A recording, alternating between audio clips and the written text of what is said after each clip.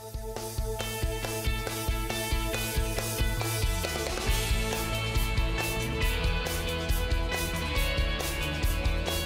back po sa Panahon TV at sa puntong ito alamin naman po natin ang magiging lagay ng panahon sa mga susunod na araw. Narito na po ang 3-day weather forecast mula sa Pag-asa. Unahin po natin sa Baguio City, bukas po makakaranas kayo ng mataas na tsansa ng pag-ulan, ganun din ang pagkidlat at pagkulog. Pero on Sunday and Monday, asahan po natin ang gradual improvement. Iyan po ay fair weather, liban na lamang sa mga pulu-pulong pag-ulan o pagkidlat at pagkulog. Ang temperatura po natin dito sa Baguio City ay nasa 16 to 24 degrees Celsius. Dumako naman tayo dito sa atin sa Metro Manila. Bukas po meron tayong aasahan na occasional rains, dulot pa rin po yan ng habagat na umiira sa western section ng bansa. Habang sa Sunday and Monday po, fair weather din yan. Ibig sabihin, partly cloudy to cloudy skies with isolated rain showers or thunderstorms.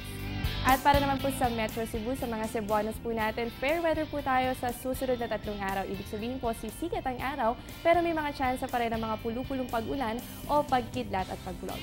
At para naman po sa Metro Davao, asahan din po natin ang fair weather simula po bukas, araw ng Sabado hanggang sa darating na Lunes. Huwag na naman po natin kakalimutan yung pagdadala ng payong kapag lalabas ng bahay dahil may tsansa pa rin po tayo ng mga isolated rain showers or thunderstorms. And lastly naman po natin sa Zamboanga City, asahan din po natin na for the next 3 days ay makakaranas po tayo ng fair weather. Yan po ay partly cloudy to cloudy skies with isolated rain showers or thunderstorms. At yan ang 3-day weather forecast mula sa Pag-asa. At sa puntong ito, alamin din natin yung aasahan nating lagay ng temperatura sa mga piling lungsod sa bansa. Dito sa Catbalogan, meron tayong 26 to 34 degrees Celsius, habang sa Calapan po asahan natin meron tayong 24 to 30 degrees Celsius. Sa Calapan, asahan po natin dyan yung occasional rains o yung paminsan-minsan ng pag-ulan. Dito naman po sa may Surigao, asahan po natin ng 24 to 34 degrees Celsius at sa Kidapawan, ganun din sa General Santos City, makakaranas naman po tayo dyan ng 23 to 32 degrees Celsius at asahan din po natin dyan yung mga pulu-pulong pag-ulan o pagkidlat at pagkulog.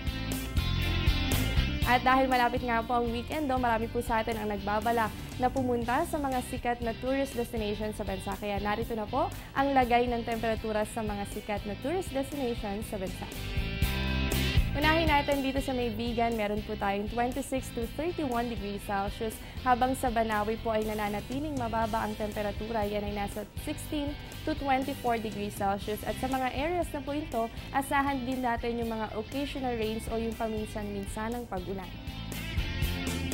Sa Boracay, meron po tayong 25 to 29 degrees Celsius at sa El Nido, Palawan, meron naman po tayong 24 to 29 degrees Celsius at dahil apektado rin po tayo dyan ng southwest monsoon, asahan din po natin yung occasional rain.